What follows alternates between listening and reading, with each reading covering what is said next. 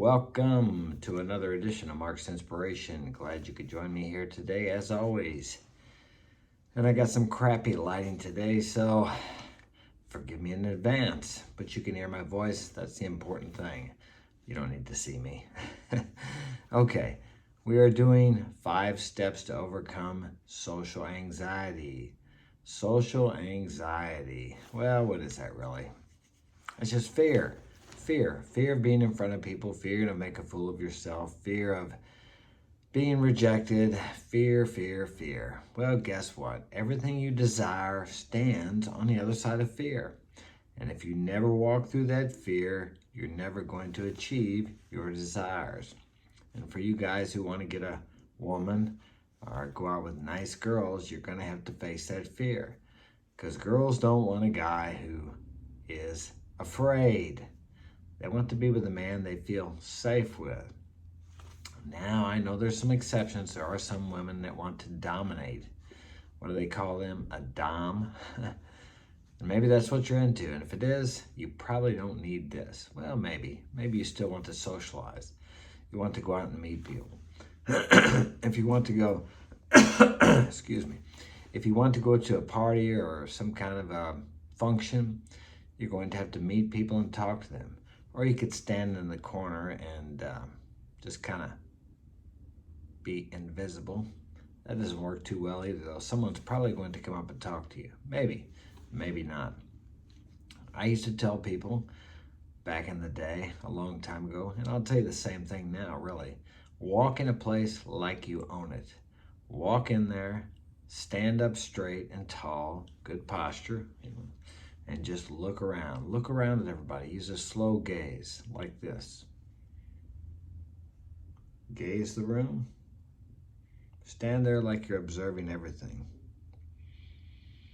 And then go walk over to whoever you're going to talk to, or go over and get a drink, a soda, whatever you're doing.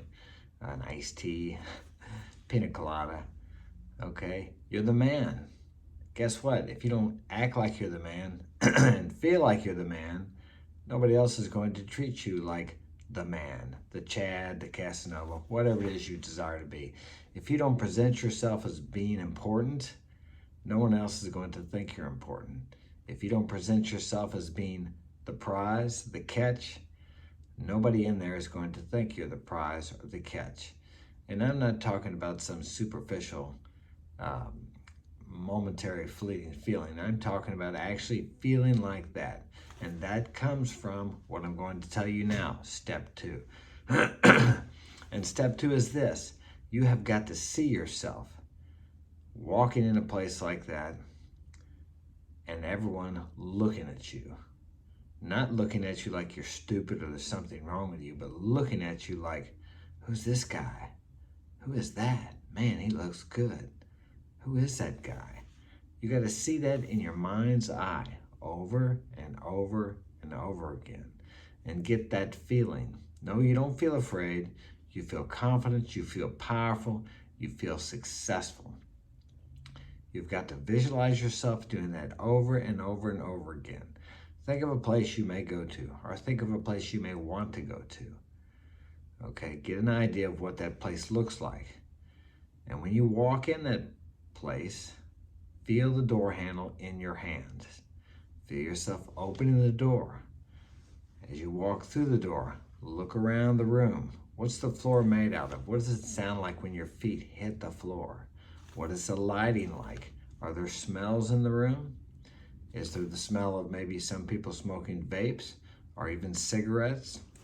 Is there alcohol in there? What are the sounds? Is there a band playing, or is there a DJ? What kind of music is playing? What do the people look like? Get every detail you can. And if you don't know what they are, make them up in your mind. It doesn't matter. Your mind doesn't know the difference. Visualization is so important. And I don't understand why people don't get that, because if you talk to any famous athlete, they'll all tell you they saw themselves doing something over and over and over again, felt it. I'm particularly thinking about this one skier. She was a woman. I don't know how many gold medals she won, but she would go down the slope and feel every I don't know what they call them, bad spot or slope, all the way down the slope, over and over and over again. And that's what you do. You walk in that place and you see every detail. You feel, you use your senses. You use your 5 senses in your imagination. Whatever you touch, whatever you drink, whatever you see, whatever you smell, whatever you hear, you do that in your imagination as if it were happening. Do that over and over again. And maybe even see 3 or 4 girls or just some man coming up and talking to you. Hey, how you doing? I'm the owner of the club. Look at what he looks like. See what he's dressed in. What kind of shoes is he wearing? Does he have a tie? Does he have a shirt with some lettering on it? All these details make this more real.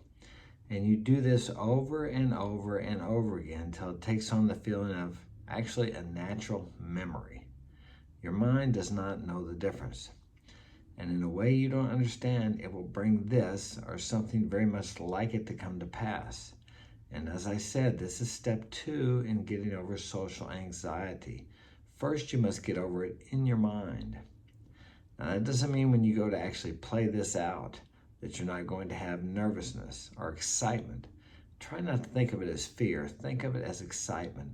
Wouldn't it be boring if you never felt anything other than comfort? Think about that. But yet, our society seeks comfort like it's the ultimate goal. But we have so much comfort in the U.S. that, as I said yesterday, I think people have to do extreme sports just so they can get that feeling of risk, that feeling of fear, that feeling of excitement. All you have to do is get up and go out and do something. And that's another thing too.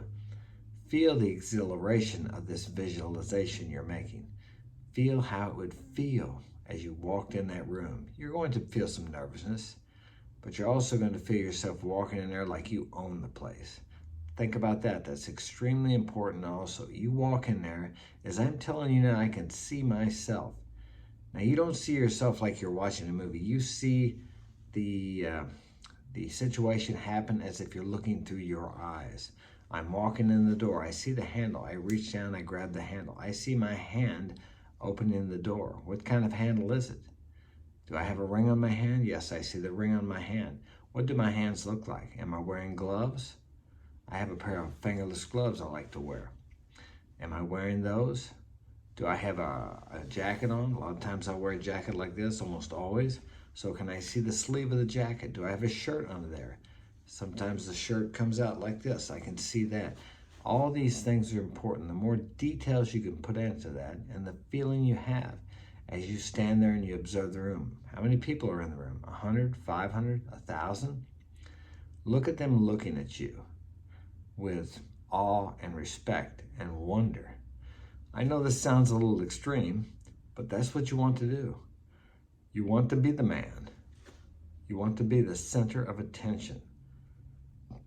You want to be the man that the women are looking at thinking, who is this guy? I want to know who he is. And if you can do this over and over again, enough to where it becomes like a memory, these things will come to pass. You don't have to make them come to pass. You don't have to go out and do 1,000 cold approaches. Nothing against cold approaches. I never was much of a cold approach guy. If a girl looks at me, I'll say something to her. If she's completely ignoring me and I don't see her trying to look at me when she thinks I'm not looking, I don't care. Why chase a girl who's not interested in you? But cold approaches work. A lot of guys do that, and that will build up your confidence if you got the guts to go out and do that. Okay, but I'm teaching you or sharing with you how to overcome social anxiety, the same way I was taught to overcome it, but not with a visualization. I had a mentor, and that's something else we'll talk about later. That's not for today. Today is just visualization. See yourself doing that. See yourself walking in the room. See people coming up to you and talking to you. Feel how that is. See yourself carrying on conversations with whoever, men, women, children even. If there's some kids there, probably not, it's a bar, but you can do whatever you want to. Maybe it's a social function. It could be a picnic type thing, an outside thing under a pavilion with maybe 50 or 100 people with families there. Whatever it happens to be that can get you out of this fear of actually going out there and doing it. But when you see yourself doing it in your mind first, then it becomes easy to do it in reality. It will actually happen without you having to try to make it happen. I'll give you an example. There's 1,000 ways it could happen, maybe 1,000,000 ways, I'm sure. Okay, but you're doing this visualization for, let's say, a week, 2 weeks, 3 weeks, maybe a month, maybe 2 months. All of a sudden you get invited by someone to a social function. Okay, you got to go. That's your opportunity to bring this to come to pass. You didn't have to go out and look for it. You didn't have to go out and say, well, where am I gonna get this situation at? Let me see. I'll look on the internet. What kind of things are going on that I could go to? You don't have to do that. It will come to you when you're ready. You just have to continue to see this visualization of you walking in, owning that place, the feelings, the sights, the sounds, the smells, and everything. And it will be brought into your world. The opportunity will be brought to you, but you will have to take advantage of the opportunity. Opportunities are either passing your way. How is it? Opportunities are either passing you by every day or passing your way. Okay, passing your way or passing you by every day. They pass your way so you can take advantage of them, or they pass you by and you don't get the opportunity. You don't take advantage of the opportunity. So this is how this works. It works in a way that I can't explain. I don't know how these things come into your life. Maybe they're always there and you don't see them. And once you start seeing yourself or thinking from this situation as if you are in it, you're in this situation, this visualization, these things come to you. I think sometimes maybe they're always there, but we don't notice them because we're not activating the reticular activating system. Like I told you about the car, you buy a red car, all of a sudden you see them everywhere.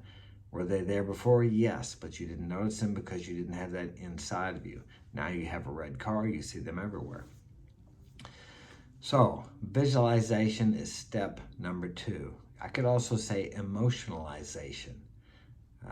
Feelingization is not a word, but we'll use it today.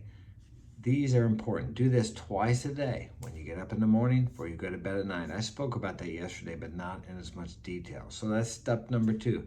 Visualize yourself walking into a place, or whether it's a bar, a club, a social event.